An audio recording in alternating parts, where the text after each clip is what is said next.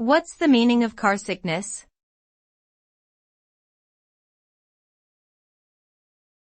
Carsickness.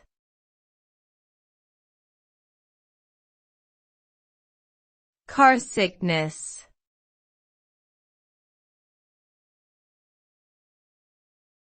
Carsickness.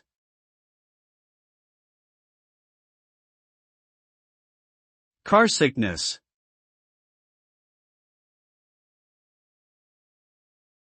Carsickness, also known as motion sickness or travel sickness, is a type of sickness that occurs when the body's inner ear detects motion, but the eyes and other senses do not.